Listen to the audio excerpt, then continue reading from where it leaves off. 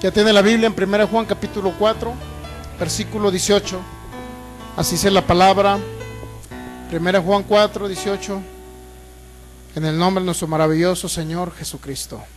En el amor no hay temor, sino que el perfecto amor echa fuera el temor, porque el temor lleva en sí castigo, de donde el que teme no ha sido perfeccionado en el amor. Padre, te damos gracias por esta mañana, por este tiempo, por este día precioso, Señor, en tu presencia. Te damos toda la honra, la adoración para ti, Señor, porque tú has sido fiel a tu palabra y a tus promesas, Señor. Declaramos que esta palabra, Señor, es implantada en cada corazón, Señor, y no regresa vacía en el nombre de Jesús. Declaramos que será prosperada para lo que fue enviada, Señor. Esta palabra renovará nuestras mentes, será implantada en cada corazón, Señor, pero también dará frutos en nuestro cuerpo, frutos de salud, de sanidad, en el nombre de Jesús, porque es medicina a nuestro cuerpo, Señor. Tu palabra, declaramos que todo pensamiento es cautivo a la obediencia a ti, Señor, y a tu palabra, en el nombre de Jesús. Te pedimos que la revelación y la sabiduría sea ahora mismo en cada uno de los que estamos aquí reunidos, Señor, y que podamos entender tu palabra. Desatamos el espíritu de revelación y de sabiduría, según Efesios 1:17, para que se alumbren los ojos de nuestro entendimiento, Señor, y podamos conocer cuál es la herencia en los santos en Cristo Jesús, Señor. Espíritu Santo, tú eres el maestro, tú eres el guía, Señor. Te damos gracias porque siempre estás con nosotros, cada momento, cada instante. Tú has sido fiel, Señor, en preservar nuestra vida, Señor, en darnos el alimento, Señor, y en darnos la salud y la vida, Señor, en este tiempo, en el nombre de nuestro Señor Jesús. Amén. Muy bien, vamos a aclarar unas frases y unas palabras de fe que siempre regularmente lo hacemos, más bien que se nos había pasado hacerla. Repita conmigo: en el nombre de Jesús yo declaro que soy lo que la palabra dice que soy, que yo tengo lo que la palabra de Dios dice que tengo, y que yo puedo hacer lo que la palabra de Dios dice que yo puedo hacer. En el nombre de Jesús, la luz de su palabra alumbra mi camino. En el nombre de Jesús. Amén. Muy bien, 1 Juan 4:18 es un texto bíblico muy conocido, pero tiene una gran revelación de lo que estamos viendo. Dijo el Señor: en el amor no hay temor, sino que el perfecto amor echa fuera el temor. Y luego dice: porque el temor lleva en sí castigo. Esa frase realmente ha tenido mucha repercusión espiritual, no nada más en el mundo que no tiene a Cristo Jesús en su corazón, sino ha tenido una gran repercusión también en los creyentes, en los hijos de Dios, en los cristianos. Porque regularmente lo que denota que no hay fe en nosotros es el temor en nuestros corazones. La falta de fe, o la fe no estimulada, por decirlo así, la fe no estimulada, o la poca fe que hay en nuestra mente, denota un temor en nuestros corazones. El temor es todo lo contrario a la fe, es el lado opuesto. No sé si ustedes puedan captar, el temor es el lado opuesto a la fe. ¿Estamos entendiendo? El temor es el lado opuesto. La fe fue puesta en Adán en el principio de la creación. Pero ¿qué hizo? Si gusta recorrerse un poquito para acá para que les dé el abanico, creo que para allá no llega. Sí, creo que si se recorre un poquito les va a dar mejor. Y los que están atrás pues se aguantan. Ah, es cierto. No se crean. Muy bien. Ah, qué bueno, qué bueno. Ah, muy bien. Sí, porque a veces no llega a todos lugares. Pero ya en el nombre de Jesús, en unos cuantos días ya se va a quitar, así es que esté tranquilo y a gusto, porque ya se va a quitar este calor. En el nombre de Jesús va a empezar a nublarse y a llover y usted va a estar feliz. Entonces, dice esta frase del temor: el temor es algo contrario a la fe, Es importante que usted lo entienda. El temor es el aspecto o el lado contrario a la fe. La fe, ¿qué hace? La fe dice, 2 Corintios 4:13 dijo el Señor, creí por lo cual hablé. ¿Se recuerdan? Creí por lo cual hablé. Teniendo el mismo espíritu de fe que tuvo Cristo Jesús, dice, creí por lo cual hablé. Es decir, la fe habla. Lo que creemos sale de nuestro corazón. La fe habla. ¿Estamos entendiendo? De la abundancia de su corazón habla su boca, en pocas palabras. Entonces, si la fe es la convicción, la certeza de aquello que creemos que lo tenemos ya como algo garantizado, es decir, la fe es el título de propiedad, eso dice en una de las traducciones, la fe es el título de propiedad de las cosas que no se ven, como si ya las tuviéramos. Eso es la fe. La fe es una sustancia por lo cual se mueve el mundo espiritual y el mundo material, ¿me entiende? Usted por la fe mueve montañas, pero a través de lo contrario a la fe, que es el temor, ¿qué va a pasar? No podemos mover montañas con el temor. No podemos hablar o hablamos cosas contrarias. Y la fe, cuando tenemos fe y confianza en lo que Dios estipuló ahí como una herencia para la vida de los creyentes, si usted lo habla, sucede. Pero ¿qué pasa? ¿Qué pasa con el temor? También el temor le hace a usted hablar, abrir su boquita cuando usted está creyendo en lo que hablan las circunstancias, en lo que dicen las circunstancias, en lo que dice el sistema del mundo. Dice que va a haber crisis económicas en 2016, pero Dios en su palabra dice que usted tiene abundancia y va a tener abundancia. No importa lo que diga el mundo, no importa lo que diga la noticia, lo importante es lo que dice Dios en su palabra.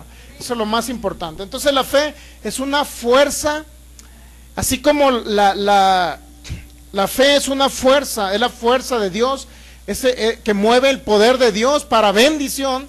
También el temor, como es contrario a la fe, el temor es una fuerza sobrenatural que mueve el poder del mundo de las tinieblas. ¿Está entendiendo?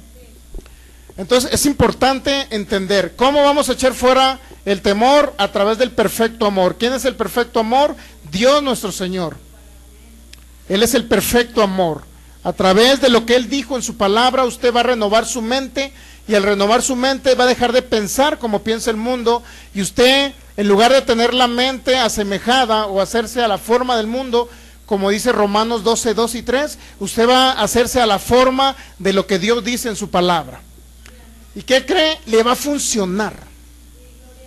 Le va a funcionar esto que está escrito. Estamos entendiendo que la fe es una fuerza espiritual, ¿verdad? Y el temor es una fuerza espiritual. Pero el temor trae la manifestación de Satanás. Y la fe trae la manifestación de la bendición del Señor. Esa es la gran diferencia. Son polos opuestos.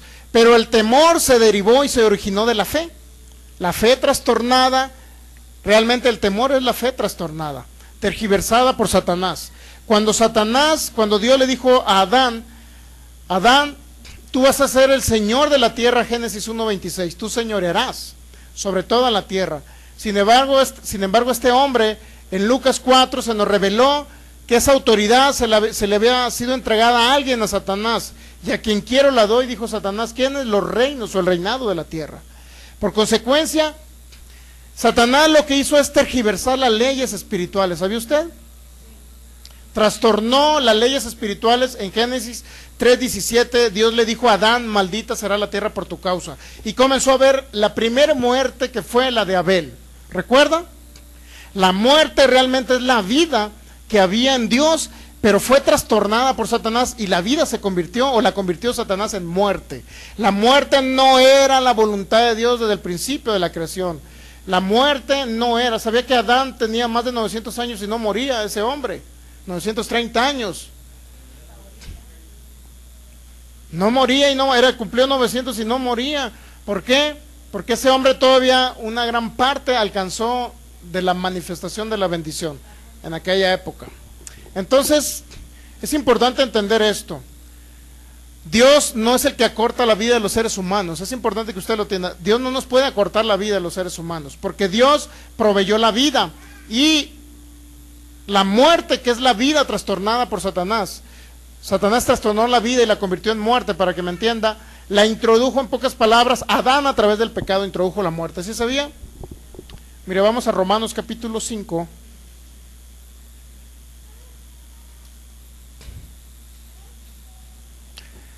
Romanos capítulo 5 nos va a dar una lección respecto a la muerte. Romanos capítulo 5.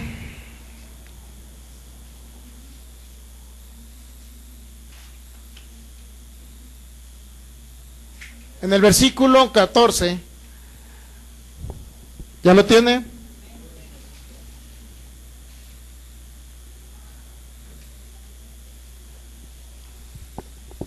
Romanos capítulo 5, versículo 14 dice: no obstante reinó la muerte desde Adán hasta Moisés, aún en los que no pecaron a la manera de transgresión de Adán. Es decir, por la culpa de Adán reinó algo que se llama la muerte. ¿Está entendiendo? Significa que si la muerte reinó desde Adán hasta Moisés, significa que antes de Adán no era la muerte la que reinaba. ¿Estamos entendiendo? Desde antes de Adán, ¿qué había? Solamente había vida. La muerte no estaba estipulada ni fue puesta por Dios para los seres humanos, nunca. Sin embargo, ahora desafortunadamente algún día nuestro cuerpo se tiene que ir al más allá. ¿Estamos creyendo eso? Pero no se tiene que ir a los 50 años, ni a los 60, ni a los 70, ni a los 80, ni a los 90, ni a los 100, ni a los 110, ni a los 115, pero ya después de los 120 usted sí se puede ir. ¿Está entendiendo? ¿Por qué? Porque la voluntad de Dios en Génesis 6:3 es que mínimamente el ser humano viva 120 años. Hay personas que han vivido 115 años registradas y no han tenido a Cristo en su corazón. ¿Por qué otros viven menos tiempo? Porque no tenemos el conocimiento realmente del pacto de bendición y abundancia. No conocemos estos principios bíblicos de que Dios lo único que desea es darnos y saciarnos de vida. Nunca Dios ha permitido, ni Él ha mandado, ni Él ha enviado la muerte a los seres humanos. Ese es un principio espiritual muy importante para que la fe de nosotros sea estimulada. La fe, toda la fe, Dios ha puesto toda la fe en sus corazones, pero ustedes son quienes renuevan su mente y comienzan a pensar conforme piensa Cristo. A través de su palabra usted comienza a pensar en la palabra, habla la palabra, se la lleva a su corazón, la habla por su boca y suceden aquí cosas milagrosas en la tierra. Entonces, la muerte entró desde Adán. Significa que antes de Adán no había muerte. ¿Estamos entendiendo? No había muerte, ni fue el plan de Dios que hubiera muerte. Antes de Adán, o sea, el problema de que usted tenga que morir a sus 120 años es Adán, para que me entienda. Y no quiero que le haga bullying cuando llegue al cielo, por favor. Entonces, vimos casos de hombres que tuvieron temor. Temor, y vimos el caso, recuerden el caso de los discípulos de Jesús. Cuando el Señor Jesús venía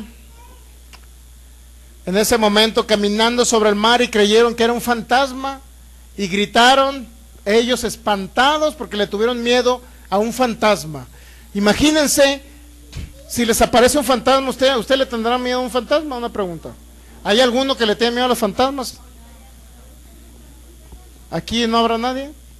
¿Fátima le tiene miedo a los fantasmas? ¿No? ¿Fernanda le tiene miedo a los fantasmas? Si te sale en la noche así alguien con unos cuernos y una cola, ¿no? ¿No tienes miedo? Muy bien. No debería haber miedo ni en los jóvenes, ni al mismo Satanás, el diablo, debemos de tenerle miedo. ¿Sabe usted? No debe tener usted ni temor a Satanás, el diablo. ¿Por qué? Porque Satanás, el diablo, solamente es un ángel caído que Cristo ya lo venció. Y que lo puso usted como cabeza aquí en la iglesia, aquí en la tierra más bien. Él es la cabeza en el universo de la iglesia de Cristo. Pero él dice que a usted lo puso por cabeza de todas las cosas. Efesios capítulo 1, versículo del 20 al 22, por ahí más o menos 21 viene. Cristo lo puso usted por cabeza de todas las cosas. Significa que los principados, las potestades, los gobernadores de las tinieblas, las huestes espirituales de maldad, Todos esa manifestación de espíritus deben de sujetarse ante la autoridad que Jesús les ha delegado a ustedes por el poder del Espíritu Santo. ¿Se va a sujetar a qué? A lo que está escrito en su palabra. Que usted hable lo que está escrito, ¿están entendiendo más o menos? Que usted hable lo que está escrito, a eso se va a sujetar. Entonces, ya no debe haber temor en cada uno de ustedes. Vamos a ver el caso de un hombre que tuvo temor a que su oración fuera, o tenía temor a que su oración fuera contestada. Vamos a ver, vamos al libro de Daniel, para que usted vea que como muertos espirituales, en el Antiguo Testamento, mientras no viniera Cristo, no había ninguno nacido de nuevo. Hasta que Cristo vino, murió y resucitó, las personas que recibían a Cristo Jesús venían y eran salvos, nacidos de nuevo, su espíritu era nacido de nuevo. Pero en el Antiguo Testamento es considerable ver hombres que amaron a Dios. Estamos hablando de este hombre llamado Daniel. Este hombre fue un hombre recto delante de Dios. Era un hombre que no sucumbió ante los caprichos de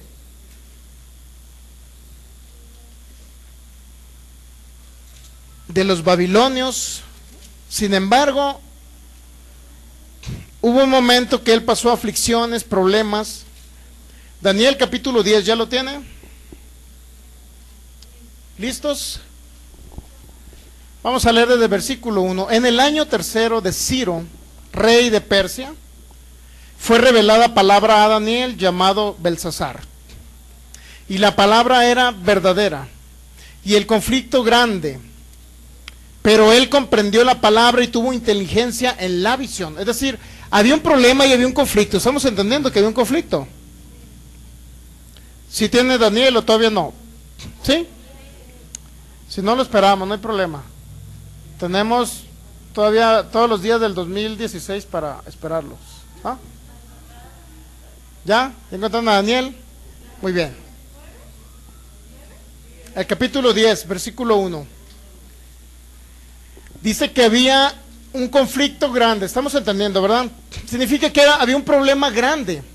Tenía un problema grande ahí Daniel. Estamos captando la situación difícil que había. Sin embargo, en aquellos días, dice el versículo 2, yo Daniel estuve afligido por espacio de 3 semanas. Este hombre estuvo también afligido por el mismo problema. ¿Estuvo qué? Afligido por el mismo problema. ¿Estamos entendiendo? Entonces, no comí manjar delicado, ni entró en mi boca carne, ni vino, ni me ungí con ungüento hasta que se cumplieron las 3 semanas. El día 24 del mes primero estaba yo a la orilla del gran río Hiddekel, y alcé mis ojos y miré, y aquí un varón vestido de lino, ceñido sus lomos de oro, de ufaz, su cuerpo era como de berilo, o berilo, no sé cómo se diga, y su rostro parecía un relámpago, y sus ojos como antorchas de fuego, y sus brazos y sus pies como de color de bronce, bruñido, y el sonido de sus palabras como el estruendo de una multitud. Era una manifestación espiritual de Dios. Pueden ser ángeles. En este caso regularmente habla de un ángel, ¿no? Luego, más adelante vamos a leer en el versículo 7, y solo yo Daniel vi aquella visión y no la vieron los hombres que estaban conmigo, sino que se apoderó de ellos un gran temor y huyeron y se escondieron. Y podemos ver una manifestación de un miedo, ¿verdad? A lo espiritual. ¿Un miedo a qué? A lo espiritual. Versículo 8, quedé pues yo solo y vi esta gran visión, y no quedó fuerza en mí, antes mi fuerza se cambió en desfallecimiento, y no tuve vigor alguno. Pero oí un sonido de sus palabras, y al oír el sonido de sus palabras, caí sobre mi rostro en un profundo sueño, con mi rostro en tierra.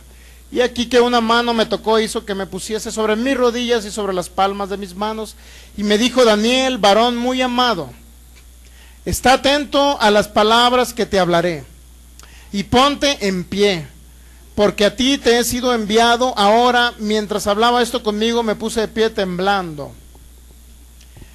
Entonces me dijo: Daniel, no temas. Fíjense la frase que venía del mundo espiritual. Regularmente se le atribuye esto a un ángel enviado por Dios. Y luego dice: Daniel, no temas. Fue la primera frase, ¿no? Porque desde el primer día que dispusiste tu corazón a entender y a humillarte en la presencia de tu Dios, fueron oídas tus palabras, y a causa de tus palabras yo he venido. ¿Por qué le dice el ángel que no tema? ¿Por qué cree? ¿Por qué? Porque en primer lugar dice, si usted recuerda que ahorita leímos el versículo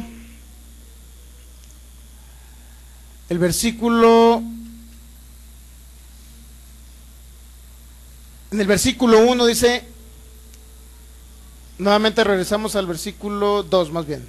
En aquellos días yo, Daniel, estuve afligido por espacio de 3 semanas. Estaba este hombre como afligido. Entonces, ¿cuál era la aflicción que tenía y el temor que tenía Daniel? Vamos a la respuesta que nos dice el versículo 12. No temas. ¿Por qué no temas? Porque desde el primer día que dispusiste tu corazón a entender y a humillarte en la presencia de tu Dios, fueron oídas tus palabras. Entonces, ¿cuál era el temor y la aflicción de Daniel?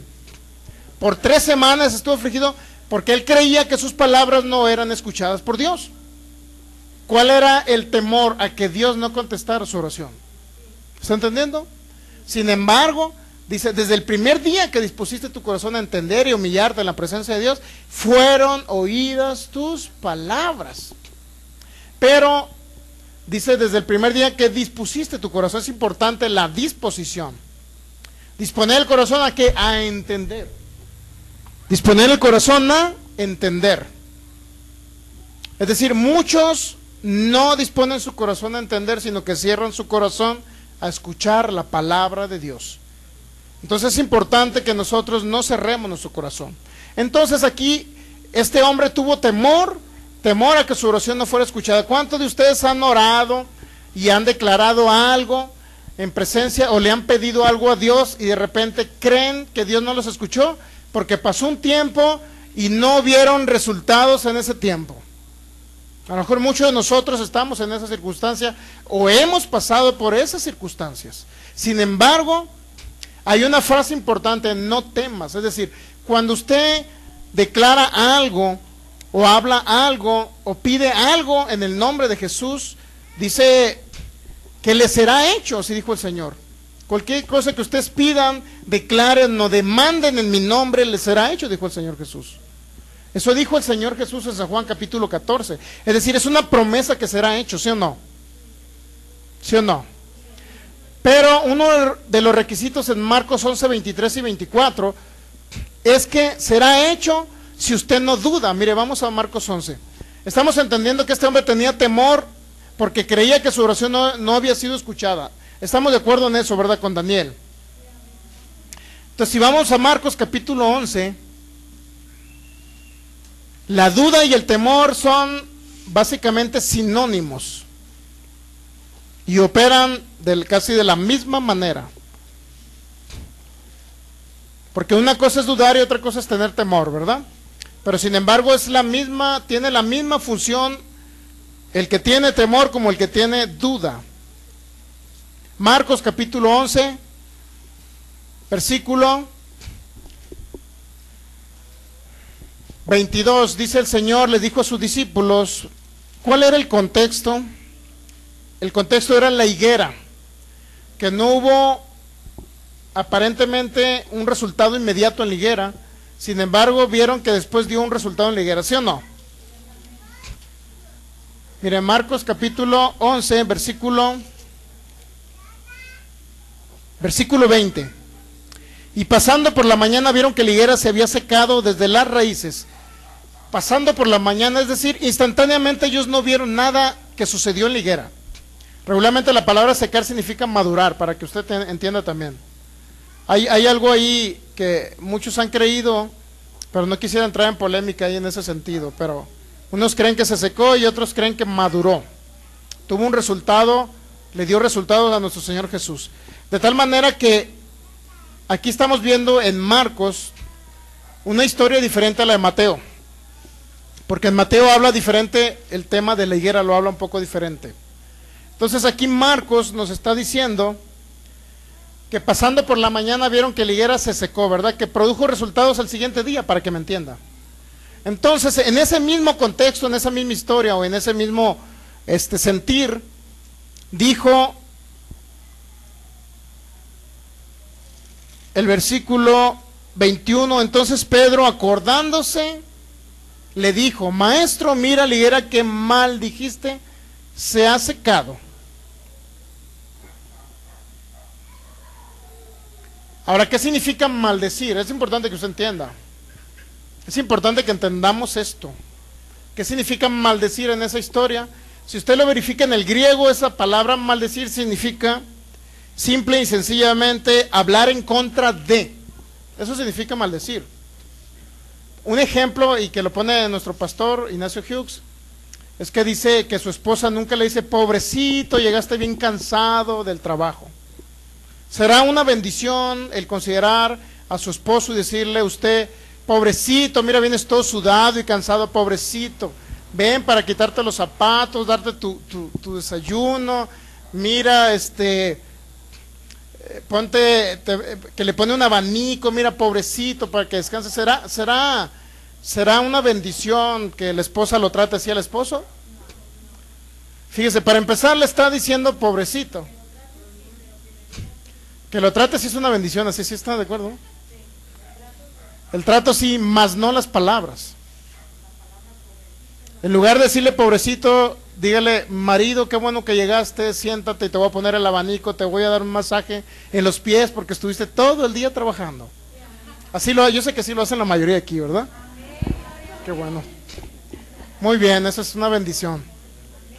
Si no, para que lo vayan haciendo. No se crean. ¿Sí o no les gustaría a nuestros hermanos que lo trataran así? ¿Sí, no? ¿Ah, no les gusta? De la canción. Ellos vinieron a servir. Bueno, cada quien. A ver, Francisco. Bueno, muy bien, continuamos. Creo que estamos pisando callos. Bueno, Marcos capítulo 11. Marcos capítulo 11, dijo el Señor, le dijo más bien Pedro: Maestro, mira la higuera que maldijiste se ha secado. Maldecir no va en el sentido de pronunciar la palabra eres maldito, te voy a maldecir. Mi abuelita me decía que la frase maldecir había traído muchas tragedias. A ella le tocó ver cuando un hijo que llegaba borracho todos los días. Pues no será una historia de mi abuela o será verdad, pero al parecer fue verdad.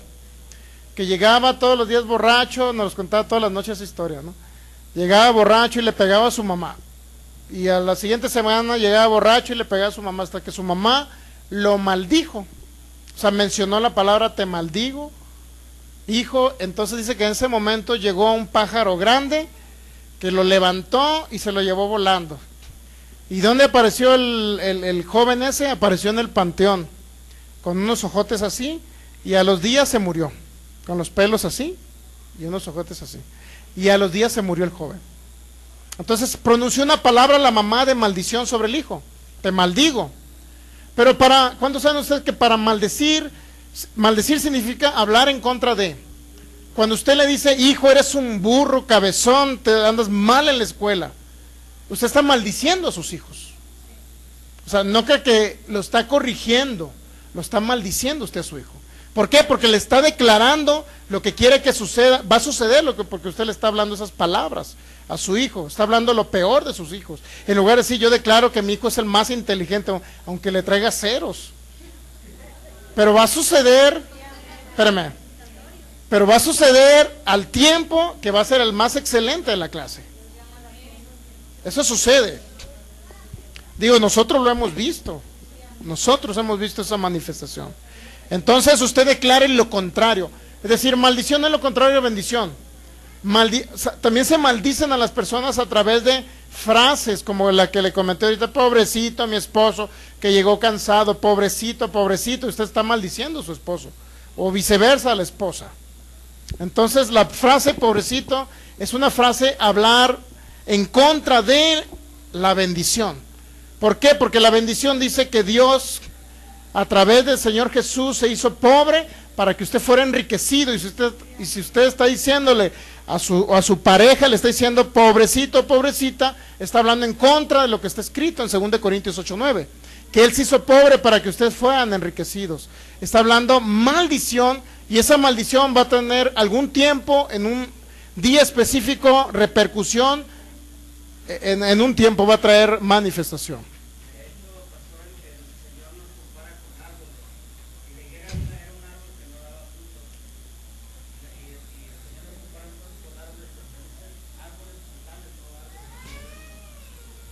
Árboles que dan frutos, exacto.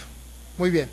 Entonces, es importante entender que realmente la historia aquí está señalando la higuera que maldijiste o que hablaste en contra de. Ahora, ¿por qué el Señor Jesús tuvo que hablar en contra de una higuera? ¿Nunca ha pensado en eso? ¿Qué fue lo que le quiso mostrar a sus discípulos el Señor Jesús en la higuera? Realmente la palabra secar significa madurar, mi hermano, búsquela en el griego. En el idioma griego significa madurar. Dice, la higuera que tú maldijiste. ¿Qué significa maldecir? Hablar en contra de, ¿verdad? Pero si usted lee en el griego interlineal la frase, cuando el Señor le habló a la higuera, si usted verifica, cuando el Señor le dice, en el versículo 14 de Marcos 11, entonces Jesús dijo a la higuera, nunca jamás coma nadie fruto de ti. Nunca jamás coma nadie fruto de ti. Pero si usted lo verifica en el griego, hay un interlineal griego, hay un diccionario interlineal griego. Si usted lo verifica ahí, la frase completa, hay un programa que se llama, en internet se llama eSword, E-SWORD, eSword.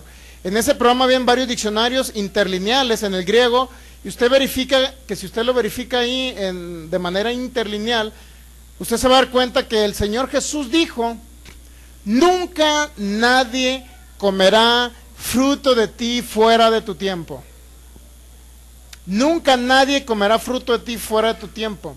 Nunca nadie comerá fruto de ti fuera de tu temporada.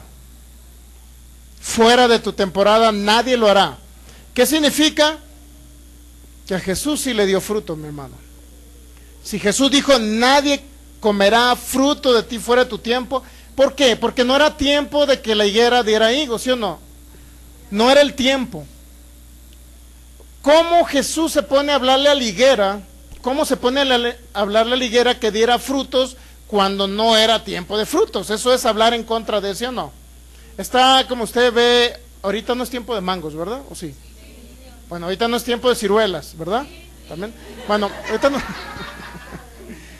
Ahorita no es tiempo de mandarinas en diciembre, creo por allá, ¿no? Está como si usted fuera un árbol de mandarinas y quisiera que el árbol le diera mandarinas a fuerza. ¿Sí o no? Qué injusto Jesús, suponiendo, estoy parafraseando, no estoy diciendo que Él es injusto, ¿no? Sino en un pensamiento, pues, en un pensamiento X, de un chino. Qué injusto Jesús, ¿cómo se le ocurrió pedirle higos a la higuera cuando no era la temporada de higos? Y de repente, como no le dio higos, pues la maldijo y se secó. ¿No se les hace algo raro?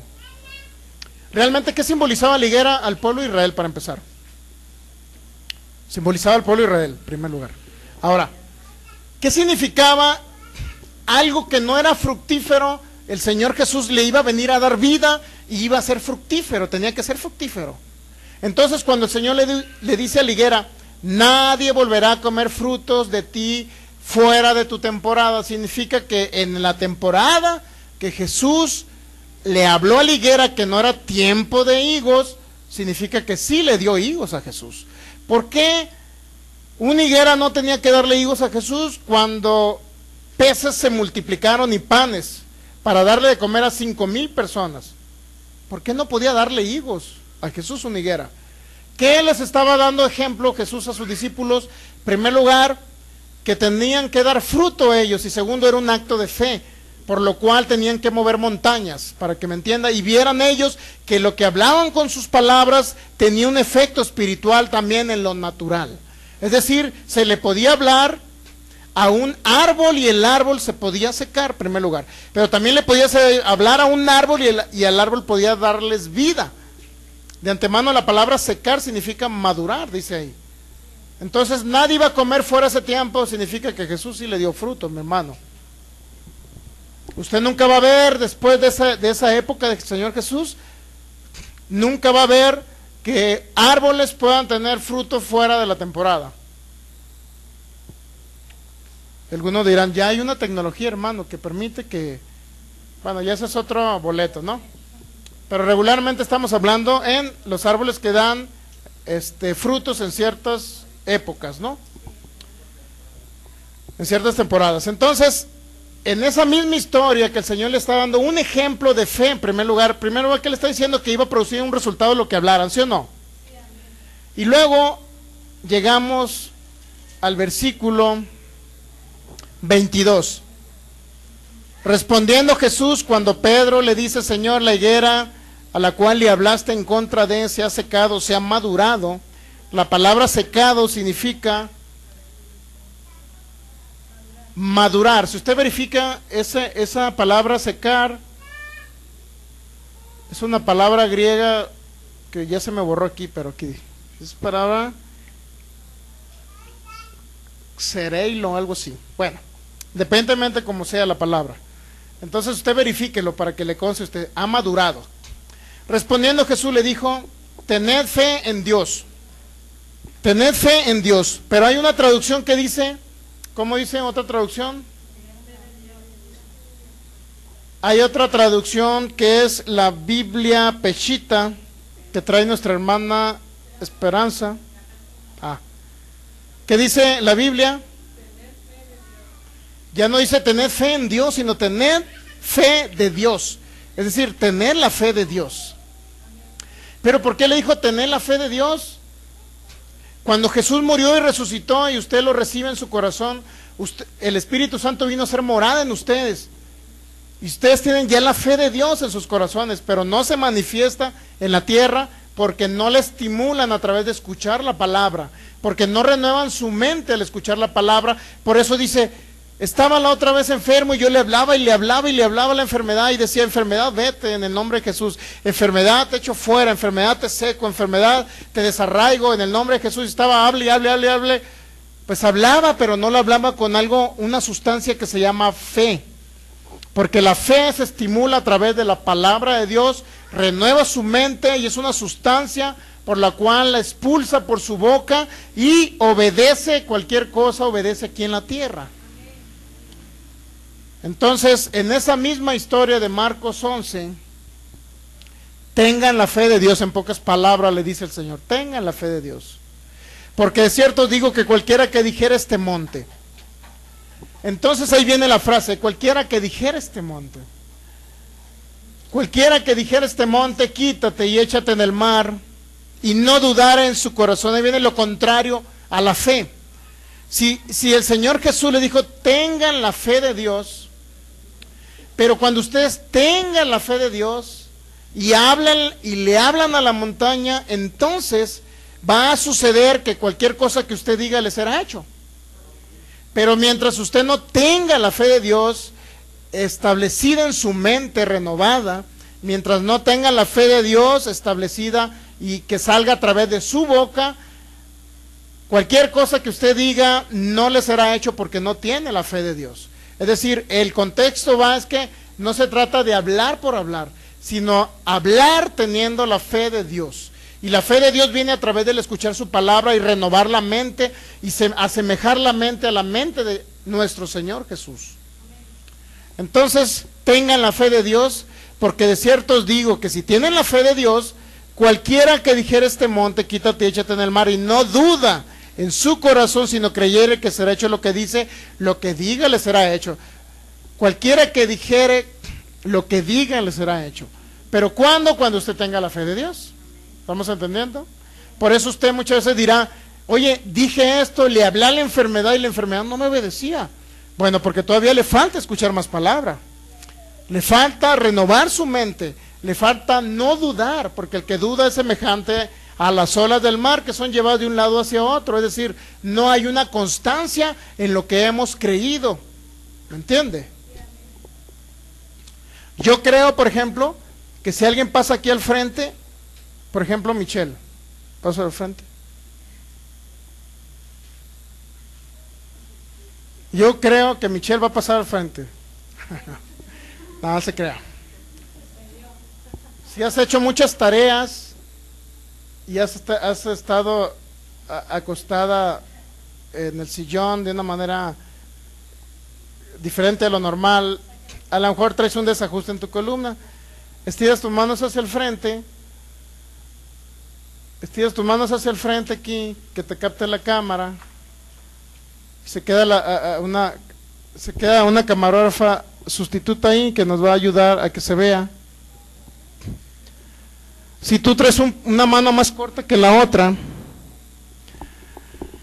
y yo creo que si le digo a la columna que se ajuste, columna, en el nombre que es sobre todo nombre, Jesús de Nazaret, yo ahorita te ordeno que te ajustes y que vuelvas a tu posición normal. Músculos, tendones y ligamentos, yo les ordeno que se ajusten y sean sanos. En el nombre de Jesús, en el nombre de Jesús y por el poder del Espíritu Santo. Vuelva a su normalidad ahora mismo cada vértebra, disco. Le ordeno que sea sano por la llaga de Jesús. ¿Y usted ve que se está moviendo en la columna? Porque está obedeciendo. En el nombre de Jesús, por el poder del Espíritu Santo.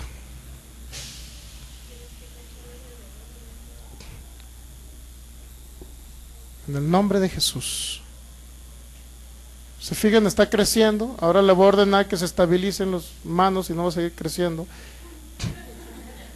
Estabilízate ahí en el nombre de Jesús, ya. Muy bien.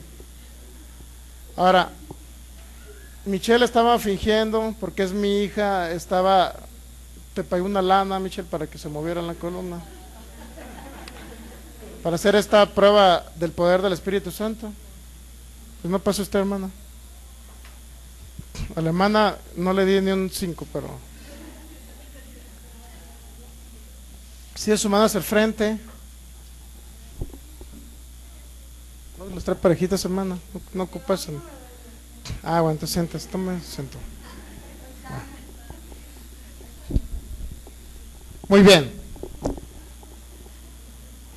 ¿Cuál es la fe de Dios? Creer que usted le habla a la montaña y la montaña se mueve. Esa es la fe de Dios.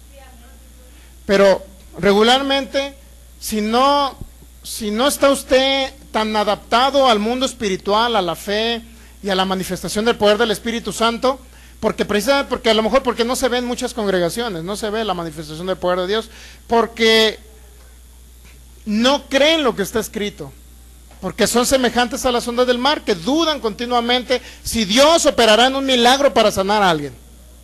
¿Me entiende? Entonces, Marcos 11:23 dice: porque de cierto digo que cualquiera que dijera este monte, quítate, échate en el mar, y no dudara en su corazón, sino creyere que será hecho lo que dice, lo que diga le será hecho. Pero ¿cuál es la condicionante? Que no dude en su corazón. ¿Y cuál es la condicionante? Que tenga la fe de Dios, mi hermano.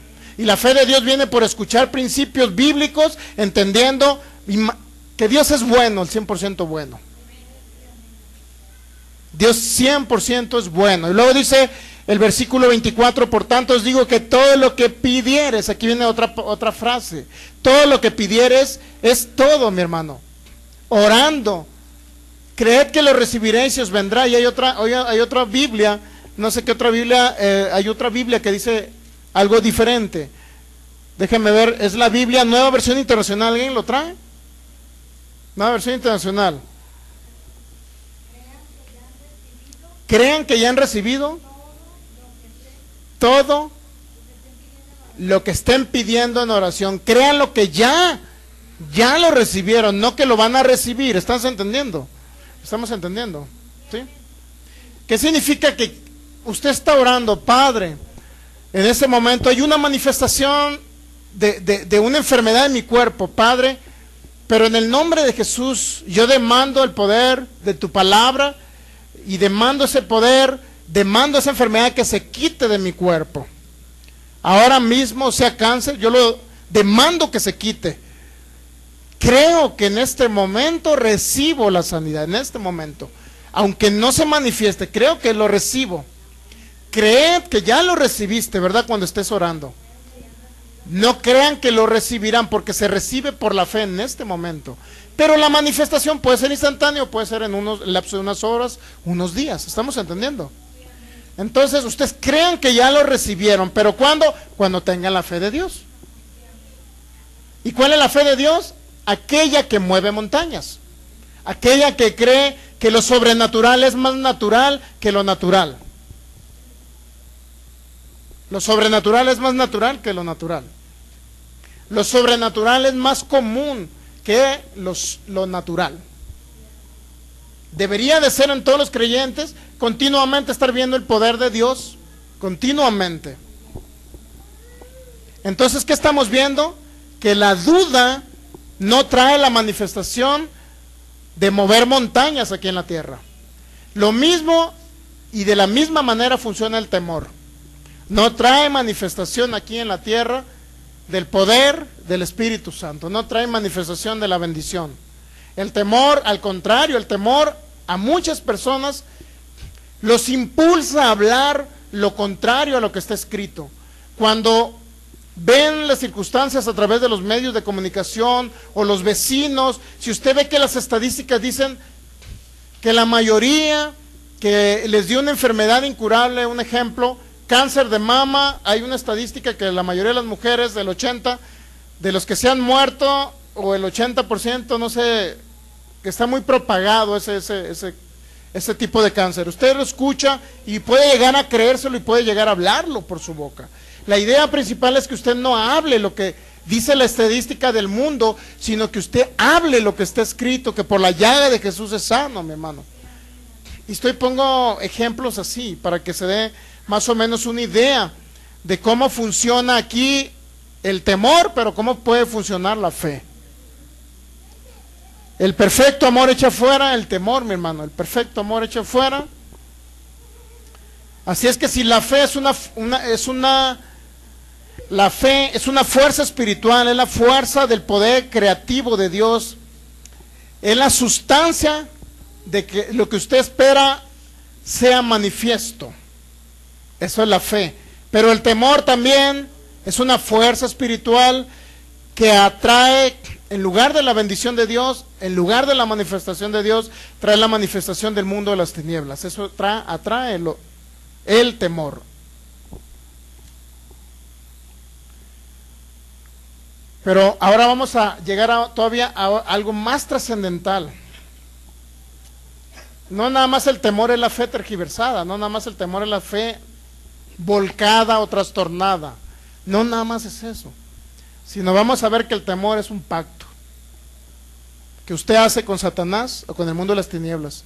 Cada vez que está en temor, usted hace un pacto, porque habla lo que el temor le provoca que hable, y cada vez que habla, sus palabras dentro del mundo espiritual conllevan a llevarlo a hacer un pacto no con Dios, sino con el mundo de las tinieblas. ¿Para qué? Para que el mundo de las tinieblas comience a manifestarse en sus vidas. Ese es el problema. Y vamos a ver el temor y la fe como un pacto. ¿Qué significa la palabra pacto? Para si algunos no la entienden, quiero darle una definición. Pacto es un acuerdo, es una alianza, es un trato o compromiso. Eso es un pacto, cuyos involucrados aceptan respetar aquello que estipulan. El pacto establece un compromiso y una fija fidelidad hacia los términos que se acordaron o hacia una declaración. Por lo tanto, se obliga a cada persona al cumplimiento de ese pacto. El pacto es una serie de declaraciones que se hacen entre dos personas. Por ejemplo, cuando alguien se casa, ¿no? En este momento, viejo, te acepto. Y el viejo, en este momento, vieja, te acepto. Y prometo cuidarte, respetarte, no golpearte. Bueno, eso dicen en otras iglesias, ¿no? Y siempre luego los golpean. Muy bien, entonces, dice la definición de pacto. Es un acuerdo, una alianza o un compromiso, fíjese. Acuerdo, alianza o compromiso cuyos involucrados aceptan respetar aquello que se estipula en el pacto. Es decir, cuando se hizo el pacto en Cristo Jesús, que vino a confirmar el pacto de la bendición de Abraham, de nuestro padre Abraham, vino a confirmarse en Cristo Jesús. ¿Qué pacto hace usted con Cristo Jesús cuando pasa del mundo de las tinieblas al mundo espiritual de nuestro Señor Jesús, al reino de nuestro Señor Jesús? Señor Jesús, en este día abro mi corazón y te recibo y creo que eres mi único Señor y mi suficiente Salvador. Usted hizo un pacto. Usted se comprometió con Jesús a respetar su palabra, pero Jesús también se comprometió en ese pacto a guardarle, cuidarle, bendecirlo y darle vida abundante. Y Él lo dijo: yo he venido a que tengan vida y tengan abundancia. Juan 10:10, San Juan 10:10.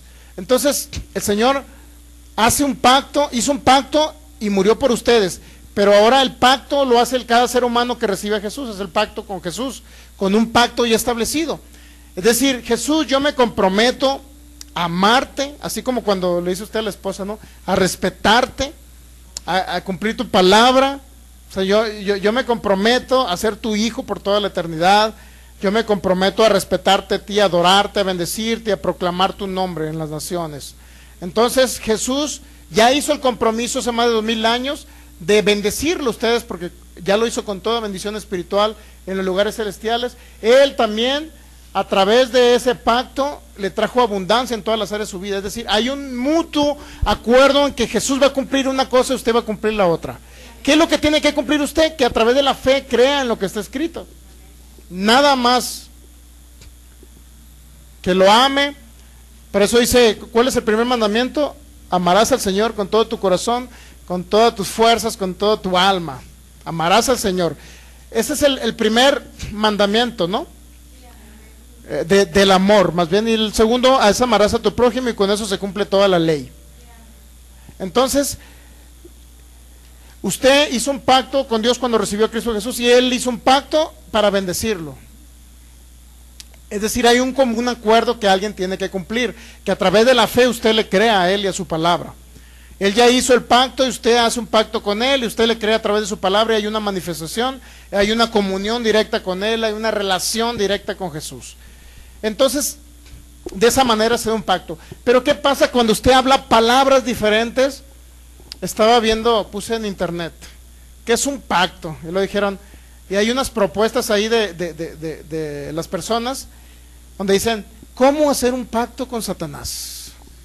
Y luego hay otros que ponen, ayuda espiritual para que tú puedas lograr comunicarte directamente con Satanás. ¿Cómo tener comunión con Satanás? Dios, me quedé sorprendido. ¿Cómo hay personas que ayudan a otros a que tengan y hagan un pacto con Satanás? Hay instrucción, hasta procedimientos, hasta pasos hay ahí, cómo el ser humano puede tener un pacto con Satanás. Si no es tan malo, te dicen, mira, es cuestión de que empieza a tener comunión con él, no es tan malo como te lo han pintado. Dios mío. Realmente sí están engañados esas personas, ¿eh? Muy bien, entonces, un pacto es un acuerdo entre dos o más personas que obliga a ambas a cumplir una serie de condiciones. Cuando usted hizo un pacto con Jesús, ¿cuál fue la condicionante? Que siguiera viviendo por su fe en la obra que Él hizo por ustedes. Ese es el pacto que usted hizo con Jesús, y el pacto de Él es siempre manifestar la bendición sobre ustedes. Ese realmente es un pacto, es un compromiso, es una alianza, pero fíjense, es una alianza también. Es una alianza y es un acuerdo. ¿Qué pasa cuando yo hablo su palabra continuamente? Estoy manifestando la alianza que hice con Jesús. Señor, por tu llaga soy sano. ¿Qué estoy manifestando? La alianza. Señor, tú eres mi prosperador y nada me falta, Señor. Es que estoy manifestando la alianza. Señor, tú me has saciado de larga vida y me has mostrado tu salvación. ¿Qué estoy mostrando? La manifestación del pacto. Continuamente estoy hablando su palabra, estoy hablando la confirmación, la manifestación del pacto sobre mi vida. Entonces, y Jesús está haciendo, yo le digo, gracias Señor por manifestar la bendición financiera en este 2016, gracias por las empresas que tienes para mí, Señor, y Él está manifestando. Es decir, Él está confirmando el pacto, para que me entienda. Entonces, pero ¿qué pasa cuando usted habla lo que no está escrito, mi hermano? Es que yo creo que Dios me tiene enfermo, con algún propósito me mandó esa enfermedad. Usted está haciendo un pacto con las tinieblas, mi hermano. Está desatando el pacto que hizo Adán con Satanás. Hermano, ¿cuándo hizo Adán con Satanás un pacto? Sí, sí hizo un pacto con Satanás. ¿Cuándo hizo el pacto Adán con Satanás? Cuando en primer lugar llega la serpiente y le dice, con que Dios les dijo que si comen del árbol serán como Él, conociendo el bien y el mal. Con que Dios les dijo. Y aquellos, iba a decir una frase, pero mejor no. Y Adán, todo sonzote, se creyó el cuento. Sí, le dijo, Eva sí fue engañada, Adán lo hizo con alevosía y ventaja. Eva sí fue engañada y Adán lo hizo con alevosía y ventaja. Cuando llegó Eva a decirle a su marido, mira que esto, ándale, come de este árbol, y significaba realmente algo más trascendental, que era desobedecer a Dios y a su palabra, ¿me entiende? ¿Qué estaba haciendo Adán? Rompiendo el pacto que hizo Dios con él, que él iba a ser el Señor de la tierra. Y segundo, estaba escuchando la voz de Satanás y estaba teniendo comunión con el mundo de las tinieblas, y al tener esa comunión con el mundo de las tinieblas, estaba haciendo un pacto con Satanás. ¿Sí sabía que al romper el pacto de Dios, automáticamente hizo el pacto con Satanás Adán? Por eso es que usted está sufriendo ahorita para trabajar, para tener que comer. Pero le traigo una buena noticia, no tiene por qué sufrir, porque Cristo Jesús llevó toda maldición, para que la bendición de Abraham lo alcanzara usted, a fin de que por la fe reciba la promesa que le dio el Espíritu Santo, que iba a ser bendito usted, así como benditas todas las naciones que estén en Cristo Jesús. Muy bien. Génesis capítulo 6, vamos a ver características del pacto, para que vea cómo se da el pacto, cómo se dieron los pactos de Dios, para que usted pueda entender que a través del temor, las personas hablan lo que temen, y sin querer y sin tener conocimiento hacen un pacto con Satanás. Génesis capítulo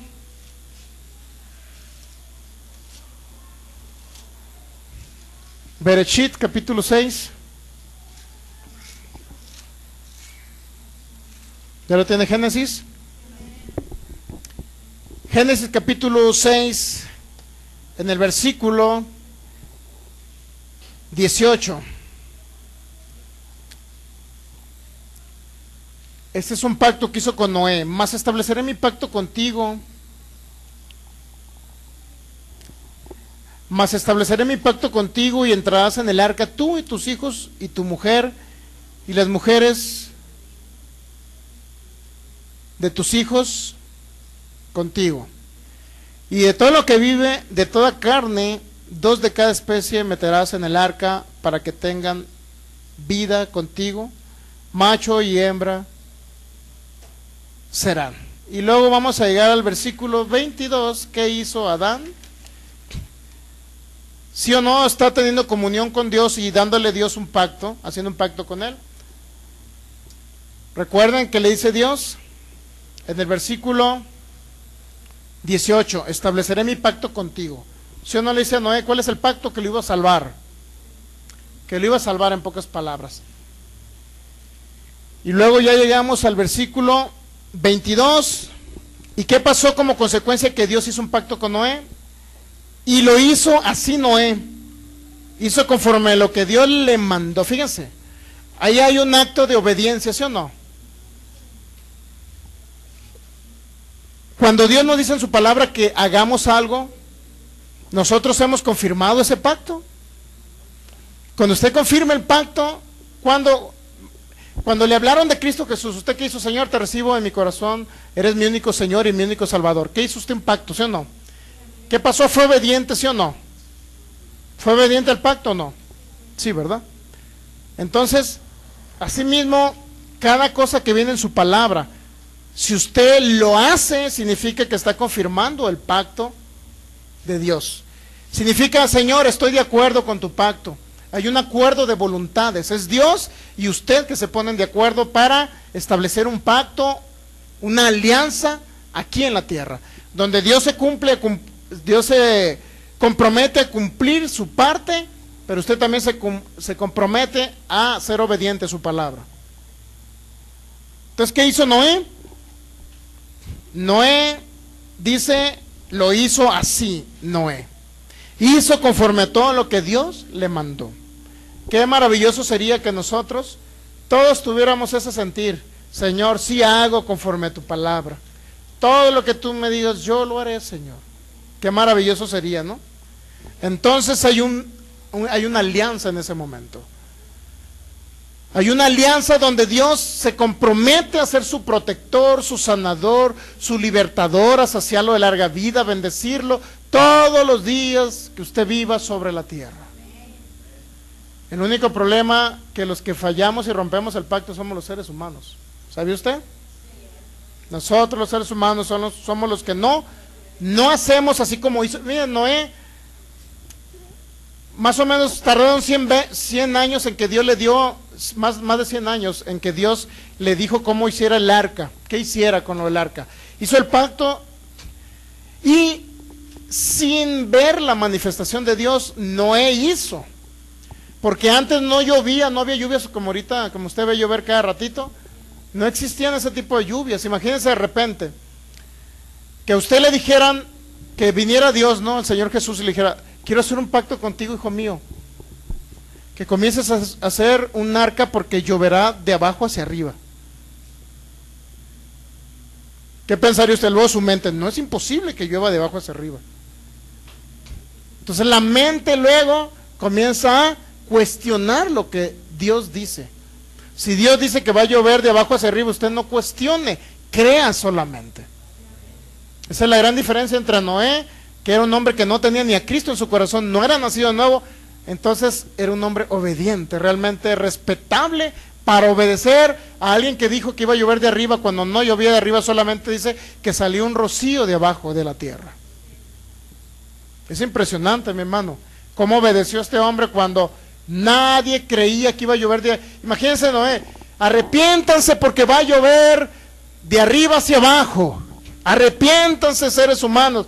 Que si está loco este. Es más, lo reto para que vaya a Plaza Tapatía, yo pongo la bocina y el micrófono y usted le diga a toda la gente, arrepiéntanse porque va a llover de abajo hacia arriba. ¿Lo haría usted?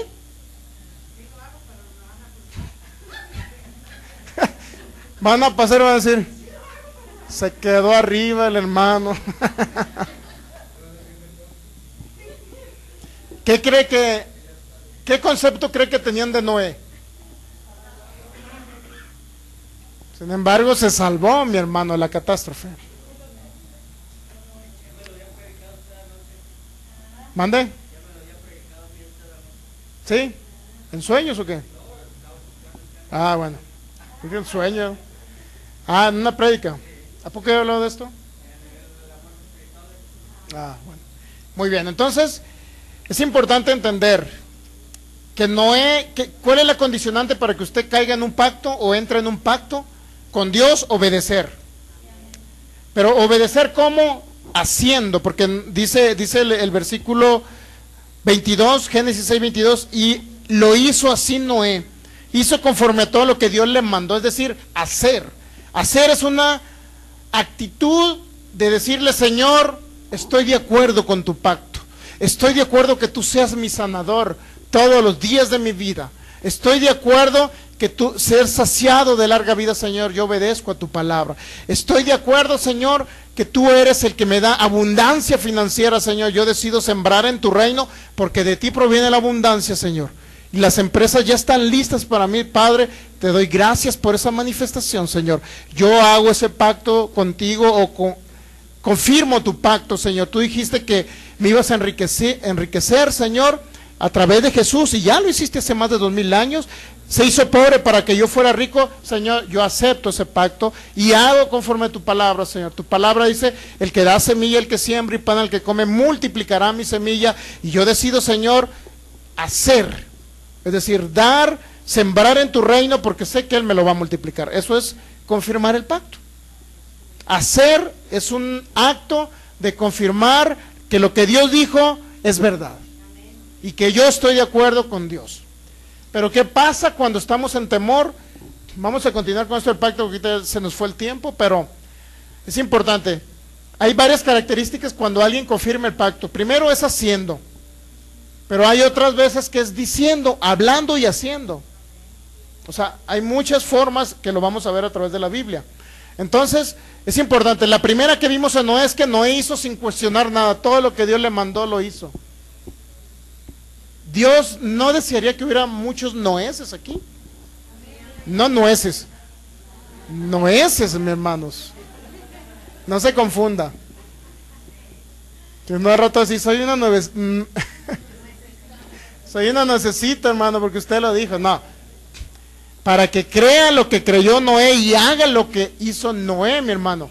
Que independientemente que la situación financiera diga que no hay oportunidades de que usted haga una empresa, porque hay muchísimas empresas que están prosperando y que no hay oportunidad de que usted crea una empresa, pero si usted lo cree, mi hermano, de que Dios le va a dar las finanzas para que usted haga una empresa, Dios se lo va a dar, mi hermano. Si no, pues ahí está el pastor Samuel que se lo diga. Cuando son las cosas adversas, pero usted lo cree, aparecen. Todo lo que usted cree aparece, por decirlo así, de la nada aparece, mi hermano. Así como el que está enfermo, Dios aparece órganos y se los pone ahí. Hay mucho repuesto de órganos en los cielos, mi hermano. Pero todo depende que nosotros creamos que esos órganos vienen y son implantados en sus cuerpos, mi hermano, para que usted tenga vida y largura de años, de días aquí en la tierra. Dios tiene, a través de la manifestación del Espíritu Santo, esos repuestos de órganos para su cuerpo. Porque Dios sabía que a raíz de la maldición de Adán, y los cuerpos iban a ser desgastados, mi hermano.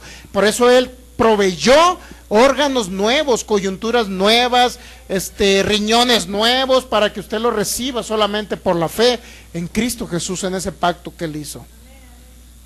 Así es que vamos a continuar con esto mismo próximo domingo. Solamente quise darle una introducción de lo que realmente es el pacto y cómo respondemos al pacto de Dios. Cómo hombres en la Biblia respondieron al pacto de Dios. Y uno de ellos es solamente haciendo lo que Dios les mandó. Que si nosotros hiciéramos lo que Dios nos mandó, créalo que no hubiera enfermos, no hubiera pobres, estuviera usted viviendo abundantemente en este tiempo, en la tierra, mi hermano, porque usted fue puesto para vivir en abundancia. En Cristo Jesús tenemos todas las cosas que pertenecen a la vida y a la piedad, mi hermano. Aprópiese de ella. Usted es un rey y sacerdote, tiene que vivir como un rey, no tiene que aceptar menos, mi hermano, porque no está escrito. Usted tiene que vivir realmente la vida de Dios, como dice Efesios capítulo 4. La vida Zoe de Dios se manifieste en ustedes. Puede haber esa manifestación en todas las áreas de su vida, porque Dios desea saciarlo. Dios desea, Él anhela. Solamente Él quiere que usted corresponda al pacto, haciendo así como Noé, solamente lo que Dios le mandó. No hay más por lo cual se manifieste, mi hermano. Pero ¿qué pasa con la duda, la incredulidad o el temor? Cada vez que usted está en temor y habla, es que dijo el médico en el diagnóstico que posiblemente podía tener un quiste porque traía un dolor. Dijo el doctor. Y de repente usted se cree lo que dijo el doctor. Y le platica a su familia, el doctor me dijo que ese dolor podía ser un ganglio canceroso. O sea, usted ya está hablando de lo que le dijo el doctor. Está haciendo un pacto con el mundo de las tinieblas. ¿Y quién cree que va a manifestar las cosas de las tinieblas? Satanás. Satanás le va a traer ese cáncer a usted. ¿Por qué? Porque usted se está enlazando. Cuando dice que se enlaza con los dichos de su boca, se está enlazando en un pacto, mi hermano, con el mundo de las tinieblas. Eso significa enlazarse. Enlazarse con los dichos de su boca, usted se enlaza con Satanás, pero puede elegir en enlazarse con Dios. En lugar de decir, el médico dijo, usted diga, no, Jesús dice que por su llaga yo soy sano, mi hermano. Enlácese con el mundo espiritual de nuestro Padre Celestial, la palabra de Dios implantada en su corazón y hablada por su boca, mi hermano. Entonces, usted confirma cada vez el pacto que hay en Cristo Jesús, y no nada más eso, sino que lo hace, es decir, no nada más declara que es sano, sino se cree sano y actúa como sano. Entonces la manifestación es un hecho que se dará en sus vidas. Póngase de pie y vamos a darle gloria al Rey de los Reyes y Señor de los Señores, a Jesús, el único Dios.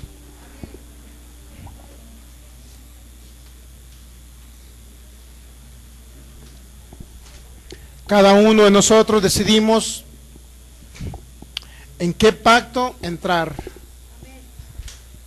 y qué pacto sea el que se manifieste en nosotros. Nosotros decidimos si entrar en el pacto de la fe o en el pacto del temor. Hablar lo que dice Dios en su palabra a través de la fe, o hablar lo que dice Satanás a través de las noticias del mundo, a través del temor en los corazones. Pero muchos de nosotros podemos decidir creer lo que está escrito y hablar lo que está escrito por la fe, para que se manifieste en nosotros la vida de Dios aquí en la tierra y podamos tener abundancia en todas las cosas. Si anteriormente usted había hecho pactos a través de sus palabras, pactos con el mundo de las tinieblas, diciendo, es Dios el que me tiene enfermo, o es Dios el que me quiere pobre. Si usted ha hecho ese tipo de alianzas con Satanás, mi hermano, en este día usted las puede cancelar.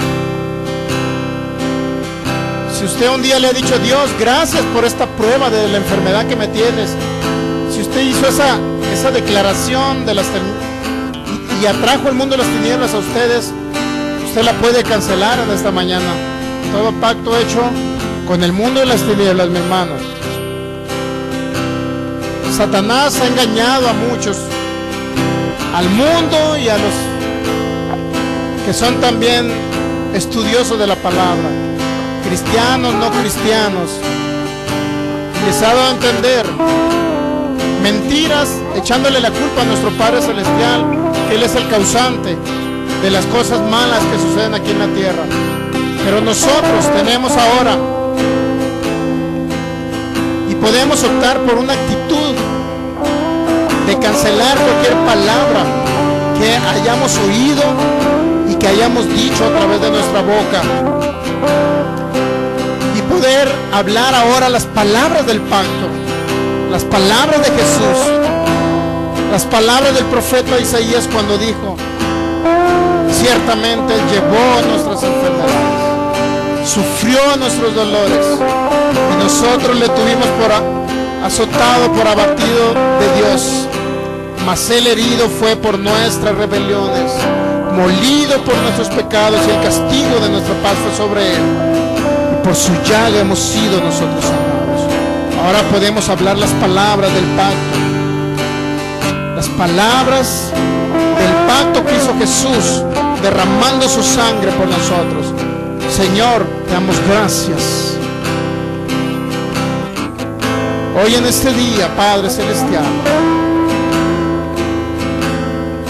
aparte de haber recibido a Jesús como Señor y Salvador y haber hecho un pacto con Él,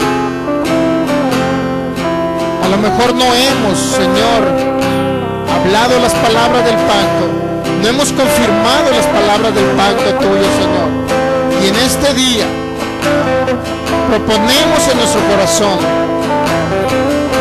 comenzar a desarraigar, Señor, cualquier palabra ociosa, cualquier palabra que hayamos hablado en contra de este pacto de abundancia que tú hiciste en Cristo Jesús. Ahora mismo, por la fe en Cristo, anulo, diga, usted puede repetir conmigo, anulo toda palabra que no haya sido conforme al pacto que hizo Jesús por mí. Anulo todo pensamiento erróneo con el cual yo haya permitido que el mundo de las tinieblas me dañara.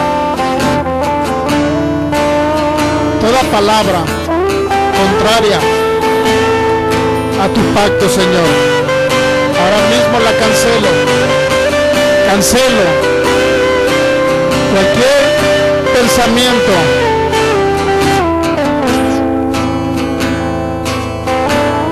anterior donde yo te haya echado la culpa a ti, Padre, donde yo haya creído que tú eres el que me tenías enfermo. Yo cancelo toda palabra. Ahora mismo me arrepiento, Señor.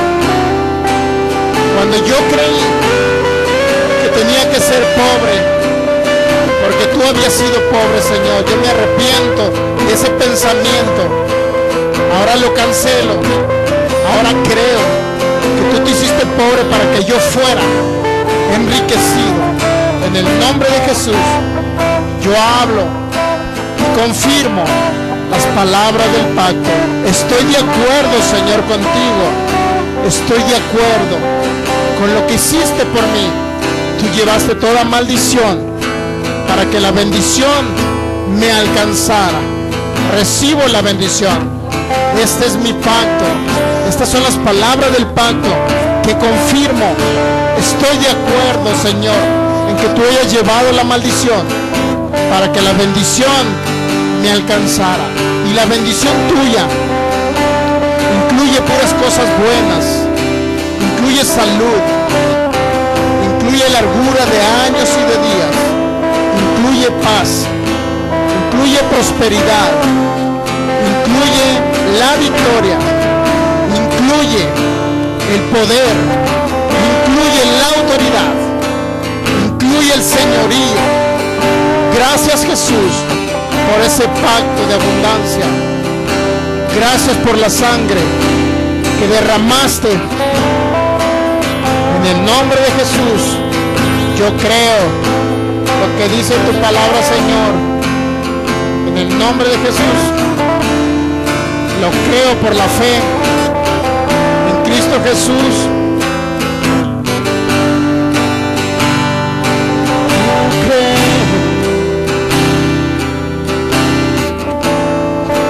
Señor, yo creo en tu palabra, Jesús.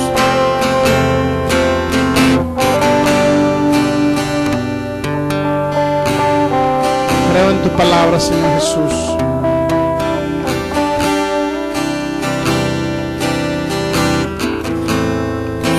Creo, Señor, en tu palabra.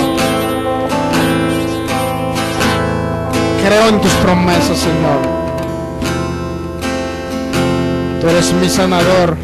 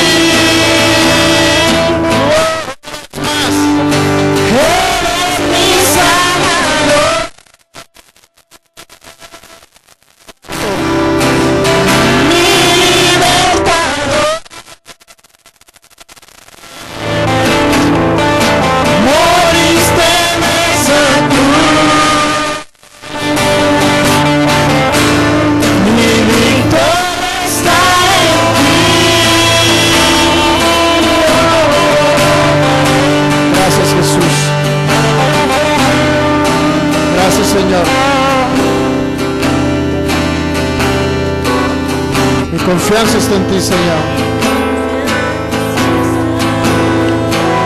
Confianza está en ti, Señor.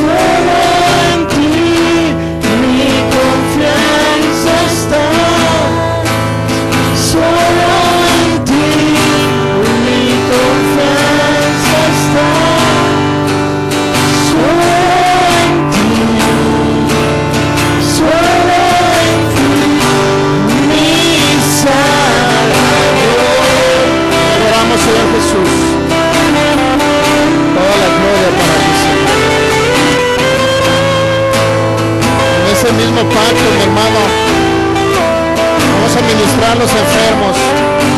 Invitamos a todo el que venga enfermo en esta mañana, todo el que traiga una dolencia, una enfermedad, para ministrarle el poder del Espíritu Santo. Él es nuestro sanador y el pacto dice